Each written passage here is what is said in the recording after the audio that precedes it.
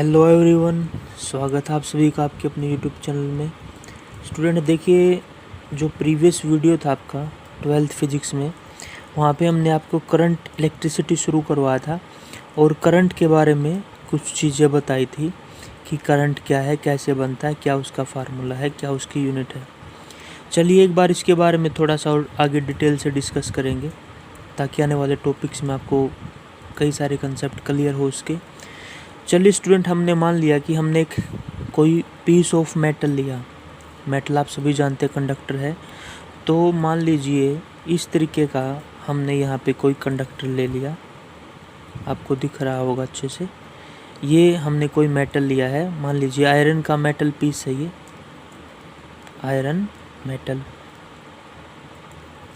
ये हमने लिया है यहाँ पे।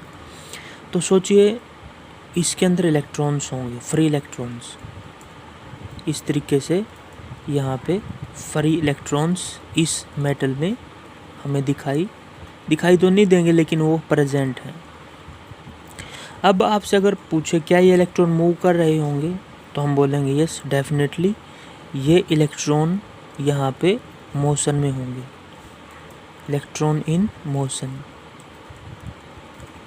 ये बात तो क्लियर है कि इलेक्ट्रॉन मोशन में है। अब जो नेक्स्ट चीज़ आपको यहाँ पे पता होनी चाहिए कि ये इलेक्ट्रॉन चार्ज पार्टिकल्स हैं, हम सभी जानते हैं। और चार्ज पार्टिकल्स जब भी मूव करेंगे तो वो करंट बनाएंगे। इसका मतलब ये हुआ कि अगर आप इस मेटल को अगर टच करेंगे, अगर इस मेटल पीस को आप टच करेंगे तो आपको एक शॉक लगना चाहिए, इलेक्ट्रिकल शॉक लगना चाहिए। लेकिन क्या बताइए, अगर आप किसी भी लोहे के टुकड़े को टच करते हैं तो क्या वहाँ पे आपको शॉक लगता है, झटका लगता है बिजली का? नहीं।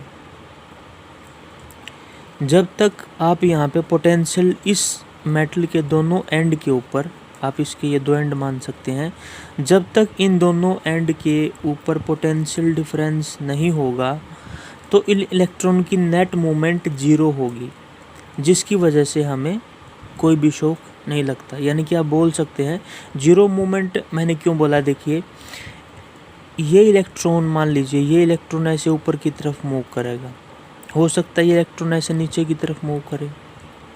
ये इलेक्ट्रॉन हो सकता है इस डायरेक्शन में जाए, तो ये वाला इलेक्ट्रॉन हो सकता है नीचे की तरफ आए। यानी कि हम बोल सकते हैं इन इलेक्ट्रॉन का जो नेट मोशन होगा, आप यहाँ पे लिख सकते हैं जो नेट मूवमेंट होगी वो जीरो होगी। क्यों होगी जीरो? क्योंकि इलेक्ट्रॉन्स एक दूसरे के मोशन को कैंसिल आउट करते रहेंगे। Electron will cancel out each other effect.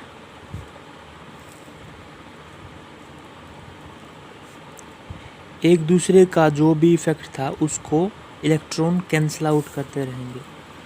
Electron move किए, ये इस डायरेक्शन में गया तो ये नीचे की तरफ आएगा। हो सकता है ये इलेक्ट्रॉन ऊपर जाए तो इलेक्ट्रॉन नीचे आएगा।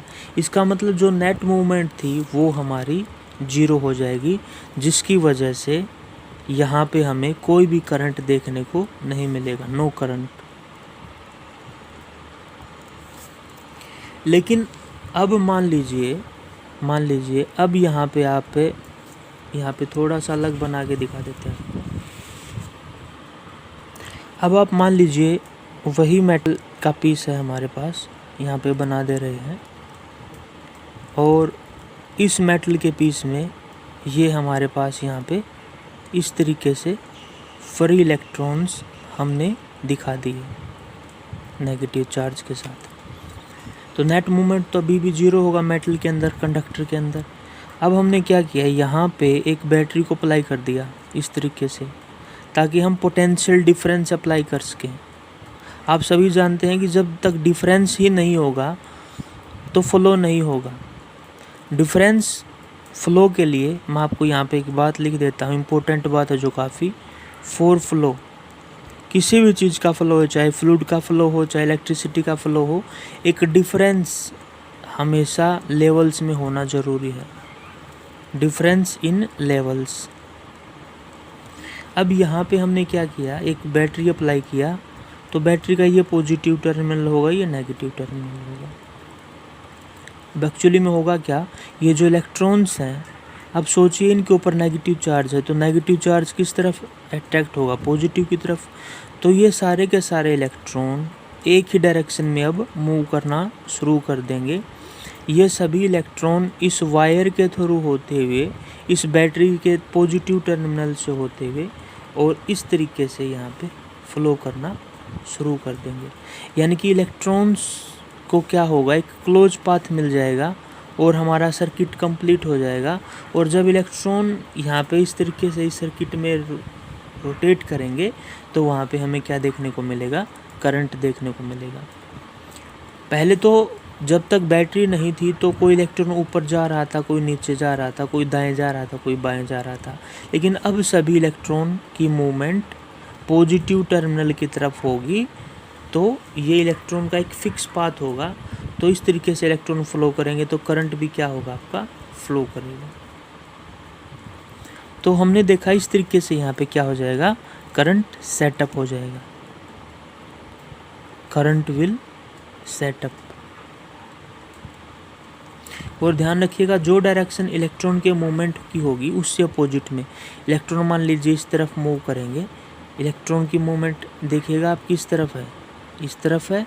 तो जो करंट होगा उसकी मूवमेंट इसके अपोजिट होगी। करंट को आप सभी जानते हैं, हम आई से डिनोट करते हैं। तो ये करंट की हमें यहाँ पे मूवमेंट देखने को मिलेगी। तो स्टूडेंट ये तो हमने देखा कि इस तरीके से करंट कैसे क्रिएट होगा, कैसे यहाँ पे बनेगा due to the movement of electrons. अब एक बार और इसी एग्जाम्पल को मानते हुए स्टूडेंट हम एक नई चीज़ सीखते हैं जिसको हम बोलते हैं ड्रिफ्ट वेलोसिटी। देखिएगा ड्रिफ्ट वेलोसिटी क्या है, ये कई बार पूछा जाता है। मान लीजिए स्टूडेंट हमने इसी तरीके से ये एक मेटल का पीस ले लिया, कोई भी कंडक्टर ले लिया और इसके अंदर काफ़ी सारे फ्री इलेक्ट्रॉन्स यहाँ पे हैं और चार्जेज आप सभी जानते हैं इलेक्ट्रॉन के ऊपर नेगेटिव है। तो आप सभी जानते हैं पहले इलेक्ट्रॉन की मूवमेंट होगी थर्मल एनर्जी की वजह से, भाई हीट की वजह से इलेक्ट्रॉन दाएं बाएं मूव कर रहा था। अब हमने क्या किया, यहाँ पे एक पोटेंशियल डिफरेंस के लिए एक बैटरी अप्लाई कर दी।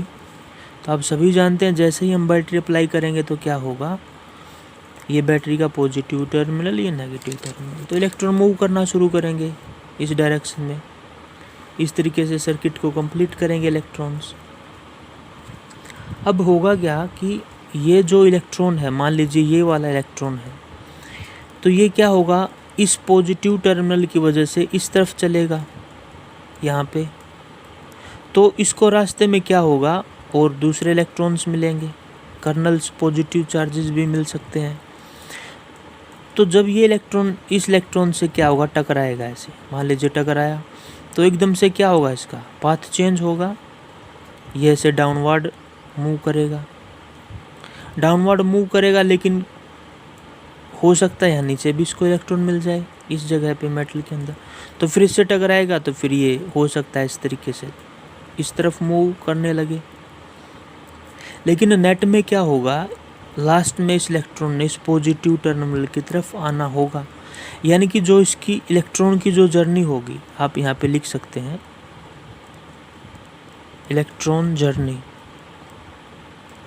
मतलब ये इलेक्ट्रॉन जो पॉजिटिव टर्मिनल की तरफ यात्रा करते हुए आ रहा है, ये इतनी इजी नहीं है।